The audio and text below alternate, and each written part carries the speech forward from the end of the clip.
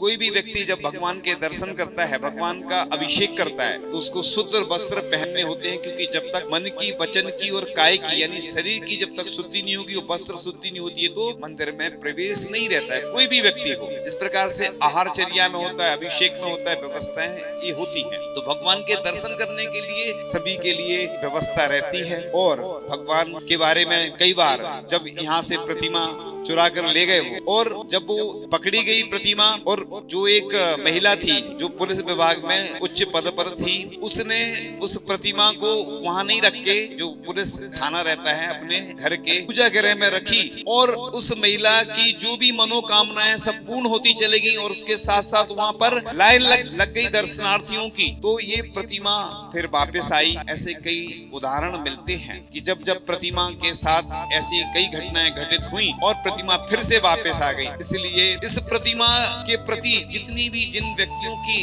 हमेशा जब आस्था प्रकट होगी, तो उनको हमेशा इस प्रतिमा के माध्यम से लाभ ही होगा। इसलिए गांव के लोग अच्छी आस्था से और जो पंचगाणक महोत्सव संपन्न होना है उसमें सहयोग करके सभी लोग लाभान्वित होंगे, जिससे कि यह महा महोत्सव निर्विघ्न संपन्न हो सके। और ये अब किसी एक व्यक्ति का नहीं रहा, यह क्षेत्र पूरे गांव का क्षेत्र है, और गांव के लोगों की सुरक्षा करना है। और आगे चल करके यहाँ पर कुछ ऐसे उपक्रम भी चालू हो सकते हैं, योजनाएं प्रारंभ होंगी, जिससे सभी गांव के लोगों को बहुत लाभ होगा। और यहाँ पर पूरे देश से नहीं, विदेशों से भी जब पर्यटक आएंगे तो यहाँ के लोगों को रोजगार भी मिलेगा और यह प्रसिद्धि को प्राप्त होगा। इसलिए यह पंचकल्याणक महोत्सव जो संपन्न होने जा रहा है, और सभी अच्छी भावनाएं रखेंगे और अपना समझ करके, ऐसा नहीं सोचेंगे किसी एक जाति विशेष का है, ये सबका है, सबको जिसकी जैसी क्षमता होगी यथा योग्य सबको प्राप्त होगा। इसलिए हमने सभी लोगों ने मिलकर के माता जी की बहुत शुरू से प्रेरणा, मार्गदर्शन और सानिध्य प्राप्त हुआ, और